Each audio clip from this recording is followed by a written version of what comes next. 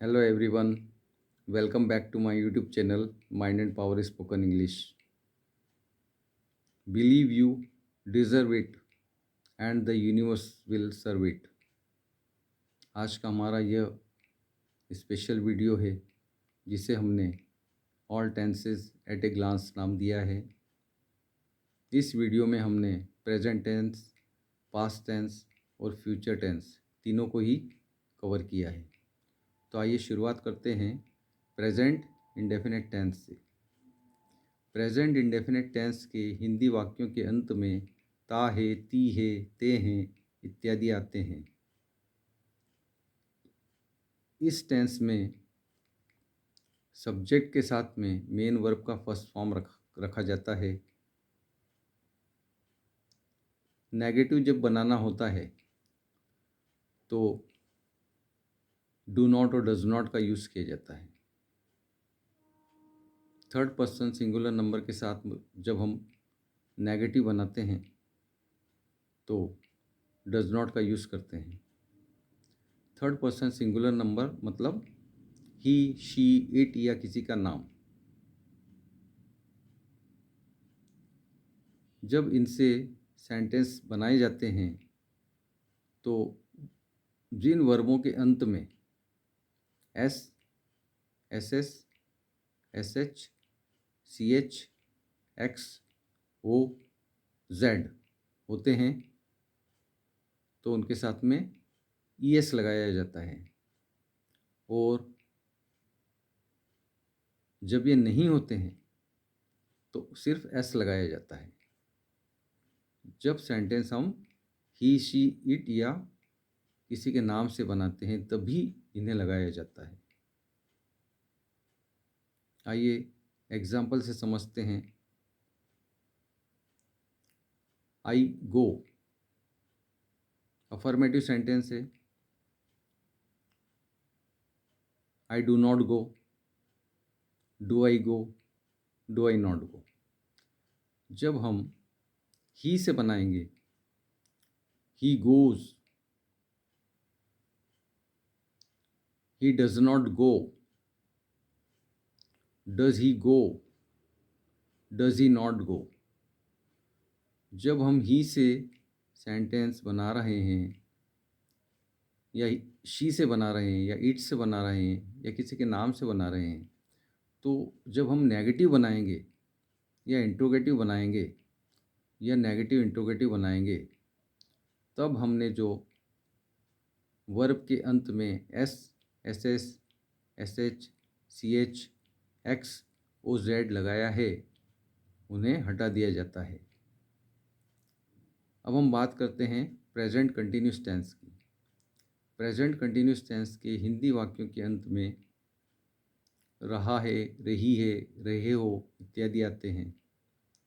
इस टेंस में main verb का फर्स्ट फॉर्म लगता है और उसके साथ में आईएनजी लगाया जाता है। हेल्पिंग वर्ब के रूप में इज, एम, आर का यूज़ होता है।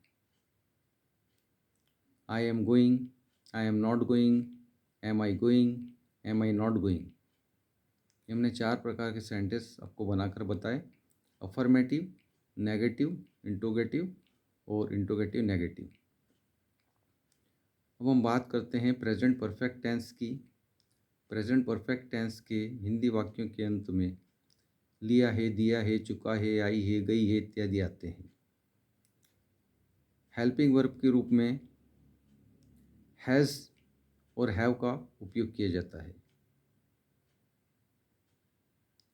थर्ड पर्सन सिंगुलर नंबर के साथ में हैज़ लगता है और अदर्स के साथ में हैव लगता है। मेन वर्ब का थर्ड फॉर्म लगाया जाता है। इसे हम एक उदाहरण से समझते हैं। आई have gone, I have not gone, have I gone, have I not gone.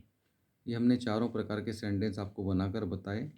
Affirmative, negative, interrogative और इंट्रोगेटिव नेगेटिव।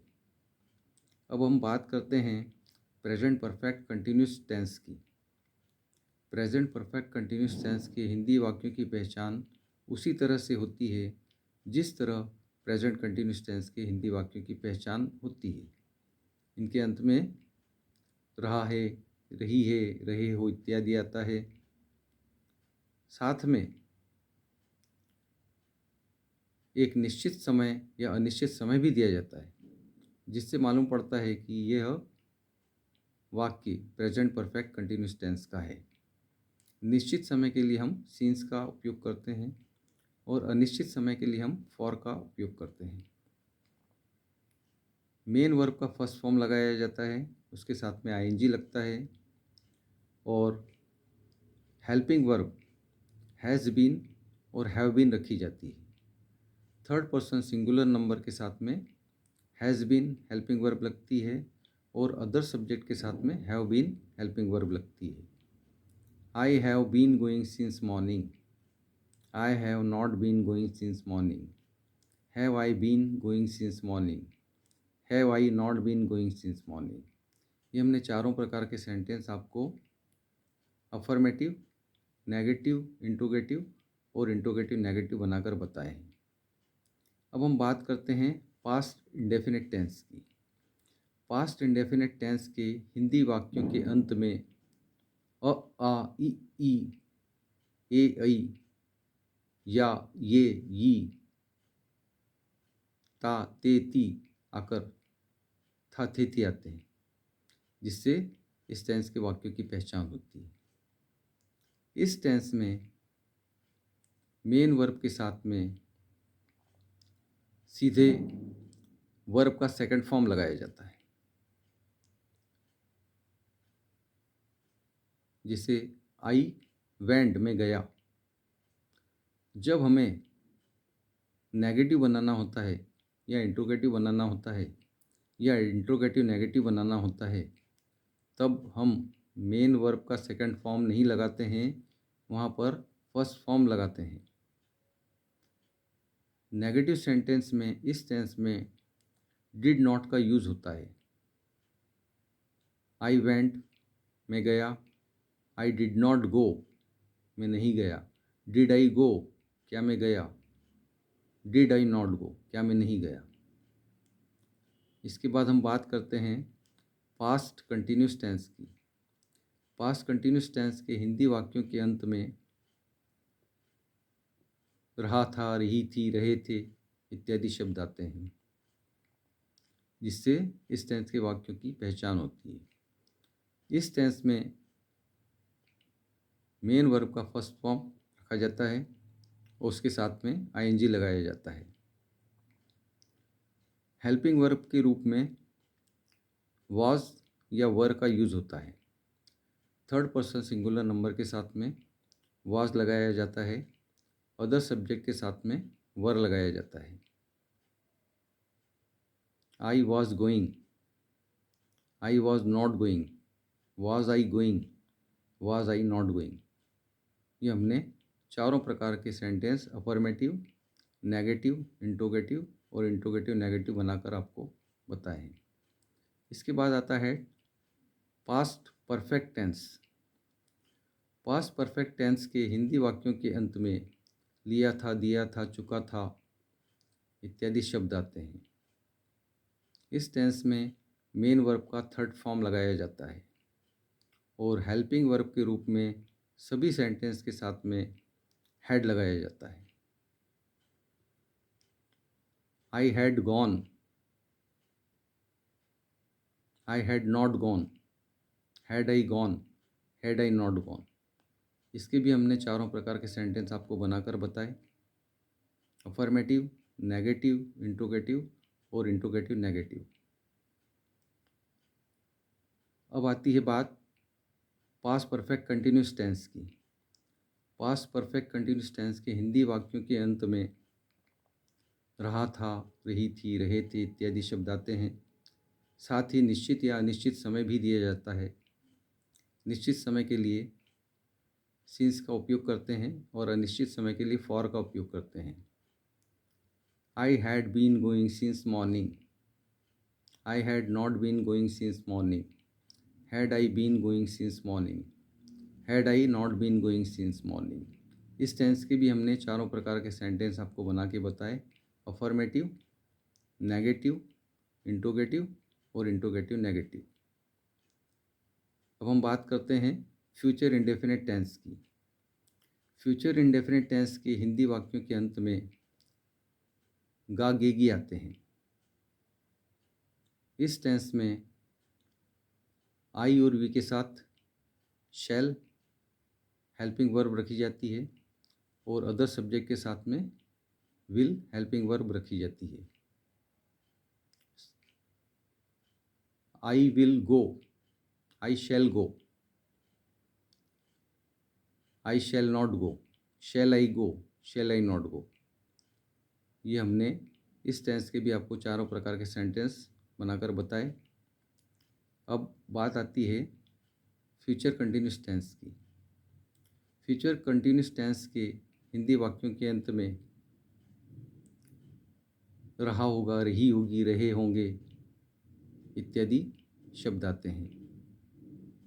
इस टेंस में मेन वर्ब का फर्स्ट फॉर्म रखा जाता है और हेल्पिंग वर्ब के रूप में आई और वी के साथ शैल बी और अदर सब्जेक्ट के साथ में विल बी रखी जाती है। I shall be going, I shall not be going, shall I be going, shall I not be going. ये चारों प्रकार के सेंटेंस हमने आपको अफर्मेटिव, नेगेटिव, इंट्रोगेटिव और इंट्रोगेटिव नेगेटिव बनाकर बताए। अब आती है बात फ्यूचर परफेक्ट टेंस की। फ्यूचर परफेक्ट टेंस के हिंदी वाक्यों के अंत में लिया होगा, दिया होगा, चुका होगा इत्यादि शब्द आते हैं, जिससे इस टेंस के वाक्यों की पहचान होती है। इस टेंस में मेन वर्ब का थर्ड फॉर्म रखा जाता है और हेल्पिंग वर्ब शैल हैव और विल हैव रखी जाती है।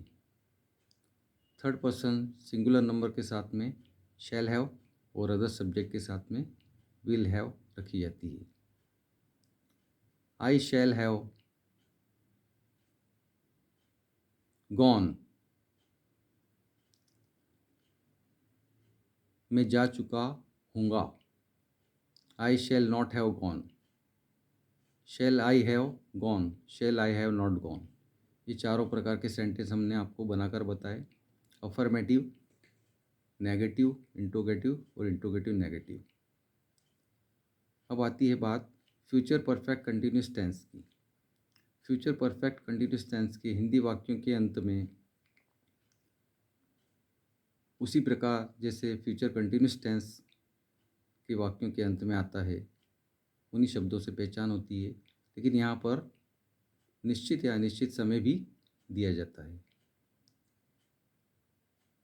जिससे मालूम पड़ता है कि यह फ्यूचर परफेक्ट कंटिन्यूस टेंस है। इस टेंस के हिंदी वाक्यों में रहा होगा, रही होगी, रहे होंगे इत्यादि आता है और इस टेंस में मेन वर्ब का फर्स्ट फॉर्म रखा जाता है और उसके साथ में आईएनजी लगाया जाता है। पॉइंट ऑफ टाइम निश्चित समय के लिए सिंस का प्रयोग किया जाता है और अनिश्चित समय के लिए फॉर का प्रयोग किया जाता है। Helping verb shall have been और विल हैव बीन रखी जाती है। आई और वी के साथ शैल हैव बीन और अदर सब्जेक्ट के साथ में विल हैव बीन रखी जाती है। I shall have been going since morning, I shall not have been going since morning, shall I have been going since morning, shall I have not been going since morning. इस प्रकार हम इन टेंसों के बारे में विशद जानकारी प्राप्त करते हैं इस वीडियो के माध्यम से। सबसे बड़ी प्रॉब्लम जो आती है, हम टेंसों को क्लासीफाइड नहीं कर पाते हैं। कोई सा भी सेंटेंस हमारे सामने है, वह किस टेंस का है, प्रेजेंट टेंस का है कि पास्ट टेंस का है कि फ्यूचर टेंस का है, सबसे पहले हमें ये मालूम होना चाहिए। उसके बाद ये मालूम होना चाहिए ये प्रेजेंट टेंस का है तो प्रेजेंट टेंस के कौन से पार्ट का है, इंडेफिनिट का है कि कंटिन्यूस का है कि परफेक्ट का है कि परफेक्ट कंटिन्यूस टेंस का है। इसी प्रकार यदि वह सेंटेंस फ्यूचर टेंस का है तो फ्यूचर ये मालूम होना चाहिए कि फ्यूचर इंडेफिनिट का है कि फ्यूचर परफेक्ट का है कि फ्यूचर कंटिन्यूस का है कि फ्यूचर परफेक्ट कंटिन्यूस टेंस का है। इसी तरह हमें मालूम होना चाहिए कि पास्ट टेंस का सेंटेंस है तो पास्ट टेंस से किस पार्ट का है, पास्ट इंडेफिनिट का है कि पास्ट कंटिन्यूस का है कि पास्ट परफेक्ट का है कि पास्ट परफेक्ट कंटिन्यूस टेंस का है। जब तक हमें यह जानकारी नहीं होगी हम ट्रांसलेट कर ही नहीं पाएंगे। टेंसों को क्लासिफाइड करना सबसे महत्वपूर्ण काम रहता है। Don't forget to like, subscribe and share this video to others. आपको मेरा समझाने का तरीका कैसा लगता है कमेंट बॉक्स में ज़रूर लिखकर बताइए। आप मेरे इस वीडियो को ज़्यादा से ज़्यादा लाइक करिए, सब्सक्राइब करिए और शेयर करिए, ज़्यादा से ज़्यादा ग्रुप में शेयर करिए ताकि मैं आपके लिए एक से एक बेहतरीन वीडियो बना सकूं और आपको इंग्लिश में परफेक्ट कर सकूं। Thanks for watching this video.